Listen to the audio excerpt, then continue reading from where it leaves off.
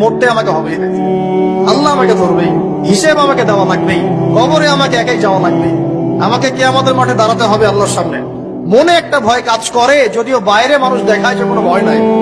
আরেকটা বড় অস্ত্র বলে দিচ্ছি, নামাজের সেজদায় যখন আপনার মাথা আপনার সবচেয়ে উঁচু জায়গাটা সবচেয়ে নিচু জায়গায় লাগিয়েছেন, আল্লাহর সামনে নত করেছেন, এই সেজদায় তাসবিহ পাঠ করেন সুবহানা রাব্বিয়াল আ'লা, অথবা সুবহানাকা আল্লাহুম্মা রাব্বানা ওয়া বিহামদিকা আল্লাহুম্মা ইগফিরলি, অথবা সুবহান কুদ্দুসুন রব্বুল মালাইকাতি ওয়ার রূহ পাঠ করেন। করার পর দোয়া করেন। সেজদায় যে দোয়াই করবেন ইনশাআল্লাহ কবুল হয়ে যাবে।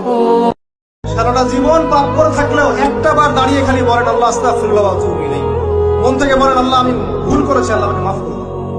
এক মুহূর্তের মধ্যে আল্লাহ পাক আপনার সমস্ত গুনাহগুলোকে নেকিতে পরিবর্তন করে দিবেন ইনশাআল্লাহ।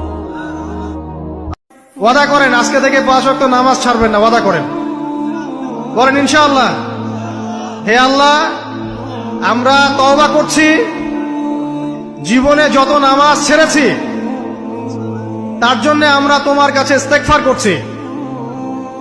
বলেন আস্তাগফিরুল্লাহ আল্লাযী লা ইলাহা ইল্লা হুয়াল হাইয়ুল কাইয়ুম ওয়া আতুবু ইলাইহি।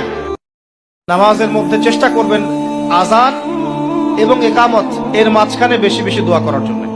নবীজি বলেছেন আযান ইকামতের মাঝখানে দোয়াগুলো আল্লাহ পাক ফেরত দেন না।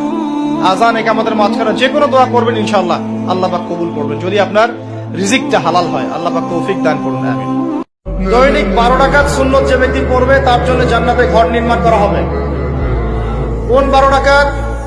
ফজরের আগে 2, ফজরের আগে, জোহরের আগে 4, তারপরে 2, তারপরে মাগরিবের পরে, ইশার পরে, মোট কত হইল? 12। এই 12 রাকাত নামাজ যে ব্যক্তি দৈনিক পড়বে তার জন্য জান্নাতে ঘর নির্মাণ করা হবে। এই বয়সে আমি যা পেয়েছি, আল্লাহ পাক আমাকে যা দিয়েছেন, যত দিয়েছেন, কোটি কোটি মানুষকে আল্লাহ পাক তাদের নাই। আমি এমনটাই মনে করি। আমি কি শিখাই দেব সেটা? আপনি আল্লাহ পাকের তাওহীদের ওসিলা দিয়ে দোয়া করেন। দোয়া করতে করতে আল্লাহকে বলেন আল্লাহ তোমার তাওহীদের কালিমা লা ইলাহা ইল্লাল্লাহ এর ওসিলা করে তোমার কাছে আমি চাচ্ছি, আপনি পাবেন ইনশাআল্লাহ।